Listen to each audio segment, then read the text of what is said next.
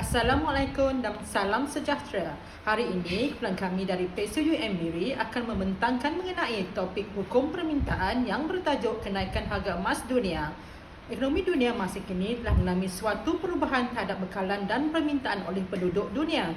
Merujuk pada sejarah graf kenaikan harga emas di www.kitco.com pada tahun 2020 ini, permintaan pada emas adalah sangat merangsangkan. Idea dan andaian kenaikan harga emas. Kelemahan dolar US dan berlakunya pandemik COVID-19 adalah pemangkin terjadinya permintaan harga emas yang tinggi di Malaysia, amnya di dunia. Di dalam akhbar Utusan Malaysia bertarikh 28 Julai 2020 menyatakan berlakunya pergolakan politik antara Amerika Syarikat dan China sekaligus memberi kesan tidak langsung kepada kejatuhan nilai mata wang dolar dan menaikkan harga emas pada tahap tertinggi dalam sejarah iaitu RM8,268.43 seaun dan sekitar RM291.66 segram. Kenaikan harga emas di pasaran dunia harus diberi perhatian. Di Malaysia tahun 2020, emas menjadi pilihan nombor satu wanita-wanita Malaysia kerana emas dianggap harga dan aset berharga jika ada tertempel di badan. Ya, tidak sah jika nisbah 1:10 wanita Malaysia tidak memiliki emas. Sangat janggal rasanya. Permintaan emas di serata dunia menjadi isu utama sejak dahulu lagi dan berikutan permintaan yang tinggi ini merupakan antara sebab kenapa emas melonjak naik di pasaran dunia. Analisis kemungkinan kenaikan harga emas, harga barangan itu sendiri. Berdasarkan idea dan andaian tadi, apa yang dapat dijelaskan adalah di dalam hukum permintaan telah terang dan jelas menyatakan hukum permintaan itu sendiri di mana permintaan berlaku sekiranya terdapat keinginan sesuatu barang atau perkhidmatan pada harga tertentu. Kenapa kenaikan harga emas di pasar dunia semakin meningkat? Pertama, emas penyelamat kejatuhan nilai wang. Kedua, emas pelindung nilai terunggul. Ketiga, emas bekalan dana kecemasan, tabung pendidikan dan insurans hidup. Keempat, emas penjana harta. Kelima, emas suci patuhi syariah. Keenam, emas adalah pelaburan paling selamat. Ketujuh, emas adalah pelaburan yang terbaik. Kedua, perubahan citarasa pengguna. Dunia sekarang kian maju dalam bidang teknologi seperti komputer dan telefon mudah alih. Citarasa pengguna sekarang semakin berarah kepada kemajuan teknologi ini, maka permintaan terhadapnya terus meningkat sekaligus meningkatkan permintaan emas. Faktor utama untuk mempengaruhi harga emas sedunia ialah jumlah permintaan terhadap emas dan jumlah penawaran emas di dalam pasaran. Untuk memajukan bidang ini, emas diperlukan dalam kuantiti yang banyak untuk menghasilkan peralatan dan barang elektronik. Ini telah jelas diperkatakan oleh penulis, emas merupakan satu pelaburan yang paling efisien bagi masa panjang. Pada ketika terjadinya perkara yang tidak dijangkakan ini terhadap ekonomi dunia, maka nilai wang USD turut berada pada paras yang lemah. Oleh demikian, penulis menjangkakan peningkatan pelaburan emas meningkat dengan mendadak dalam bentuk fizikal maupun perdagangan bukan fizikal. Di sini saya menyokong dan berpendapat pada masa sekarang adalah masa yang tepat untuk membeli emas dan membuat pelaburan dalam identiti emas berdasarkan kepada apa yang penulis nyatakan. Berdasarkan hukum permintaan terhadap emas dan pasaran dunia, sekarang sememangnya harga emas akan melonjak dan saranan agar pelaburan emas untuk jangka masa panjang adalah berbaloi. Analisis kemungkinan citarasa pengguna. Perusahaan dalam bidang teknologi kini semakin pesat berkembang di seluruh dunia. Seiring dengan perkembangan yang pesat itu, permintaan emas juga turut meningkat dengan mendadak kerana perusahaan dalam bidang teknologi ini memerlukan emas yang banyak untuk diletakkan di dalam peralatan dan peranti telefon mudah alih yang dibina. Persaingan di dalam industri ini menyebabkan mereka saban tahun membuat pengeluaran terbaru bagi memastikan syarikat mereka terus berdaya saing. Tetapi, kesan daripada itu menyebabkan permintaan emas juga turut melonjak.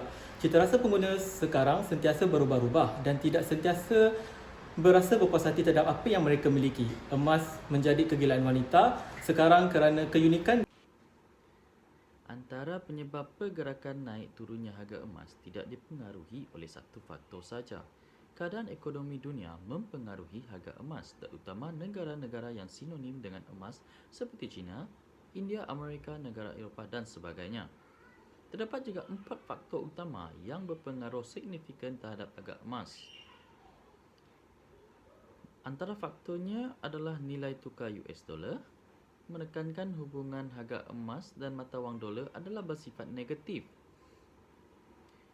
Ini kerana melalui hukum permintaan dengan menyatakan nilai tukar wang USD yang sedang kuat sekarang ini akan cenderung menyebabkan harga emas turun dan perkara sebaliknya akan berlaku Sekiranya nilai tukar wang dolar lemah, maka harga emas akan cenderung naik. Pada masa sekarang, dengan ekonomi global yang tidak menentu dan tidak stabil, kebanyakan ekonomi dunia bergerak perlahan dan berada pada paras yang kritikal. Oleh hal yang demikian, kebanyakan industri ekonomi dunia jatuh dan malah ada yang gulung tikar. Lain pula dengan emas, ia sentiasa ada permintaan dan ada penawaran di pasaran dunia sekalipun tiada permintaan dalam industri perhiasan. Akan ada permintaan dalam bidang peralatan dan elektronik. Pada masa sekarang, kebanyakan bank-bank di dunia telah memiliki emas dalam jumlah yang besar. Ini bertujuan adalah bukan sahaja menyimpan mata wang kertas dan siling koin. Emas merupakan salah satu benda yang bernilai dipunyai oleh bank-bank di dunia. Antara pendapatan pengguna menunjukkan pendapatan rakyat Malaysia dari tahun 2016 ke 2019. Di Malaysia, pendapatan isi rumah dibagi kepada 3 kategori iaitu B40, M40 dan T20. B40 adalah kelas bawah, M40 adalah kelas pertengahan dan T20 adalah kelas tertinggi. Di sini, apa yang saya ingin nyatakan adalah akan berlaku peningkatan pada harga emas dunia disebabkan kejatuhan nilai mata wang USD. Masa ini masyarakat akan beralih kepada emas kerana ia merupakan satu simpan yang selamat dan kemungkinan bank-bank akan membeli emas pada nilai yang tinggi dan juga bank-bank di dunia akan menyimpan reserve emas yang banyak bagi satu tempoh yang panjang. Di Malaysia, perubahan pendapatan isi rumah yang telah meningkat juga akan menyebabkan permintaan untuk emas akan meningkat bukan sahaja bagi sektor perusahaan barang kemas, malah bank-bank juga akan mula membeli emas sebagai pelaburan jangka panjang dan menyimpan reserve emas yang banyak bagi memastikan dana mereka cukup memandangkan dunia sekarang berada dalam isu global iaitu pandemik COVID-19.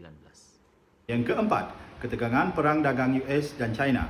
Seterusnya, permintaan dari industri perhiasan di India, China dan Amerika Syarikat merupakan pelopor emas di dunia iaitu sebanyak 54% atau 3,812 tan daripada permintaan emas dunia. Di sini telah jelas menunjukkan permintaan terhadap emas kian meningkat saban tahun kerana permintaan untuk barang kemas semakin meningkat dan perniagaannya kian berkembang. Kenaikan kes jangkitan COVID-19 ditambah dengan ketegangan AS dan China memberi kesan buruk kepada dolar Amerika Syarikat dan jangkaan bank pusat berterusan meredakan rangsangan ekonomi menyebabkan emas melonjak hampir 30% pada kadar US dollar RM1,987.27 bersamaan dengan ringgit Malaysia RM8,414.09 hari ini berbanding semalam. US dollar RM1,928.83 bersamaan dengan ringgit Malaysia RM8,201.39. Penganalisis Fed Prophet David Lennox berkata, peningkatan momentum dalam penawaran dolar Amerika Syarikat telah mendorong emas kian melonjak tinggi. Ketegangan ini adalah disebabkan tentang asal-usul wabak COVID-19 di mana dua negara besar ini selalu menuding jari ke arah masing-masing tanpa mengira impak yang akan terjadi kepada ekonomi negara. Analisis kemungkinan, ramalan, pendapatan dan harga. Emas adalah komoditi unik di mana harganya dipengaruhi oleh banyak faktor. Ini menyebabkan harga emas adalah stabil dan selamat berbanding komoditi lain atau pelabur lain di dalam dunia. Sibuk menangani isu global iaitu pandemik COVID-19, semua sektor ekonomi di seluruh dunia mengalami kemerosotan dan malah ada yang gulung tikar kerana tiada penghasilan disebabkan perusahaan tidak dibenarkan beroperasi. Malaysia merupakan salah satu negara yang turut terkesan daripada isu global ini. Hampir semua sektor ekonomi di Malaysia tutup kecuali essential service, perkhidmatan yang diperlukan sahaja dibenarkan beroperasi dengan keupayaan minimum. Oleh hal yang demikian, kerajaan Malaysia telah memainkan peranan yang sepatutnya dengan meringankan beban rakyat dan para pengusaha PKS maupun pengusaha yang lebih besar diberi bantuan yang sepatutnya. Di sini apa yang dapat saya andaikan kemungkinan adalah rakyat akan mempunyai lebihan wang daripada pendapatan dengan pengecualian cukai, bantuan BSS dan pemberian moratorium pinjaman. Ini sedikit sebanyak mempengaruhi daya beli rakyat dengan adanya lebihan pendapatan. Justru itu pelaburan emas dan peningkatan permintaan emas akan bertambah. Yang kelima, bekalan berkurangan dan peningkatan permintaan.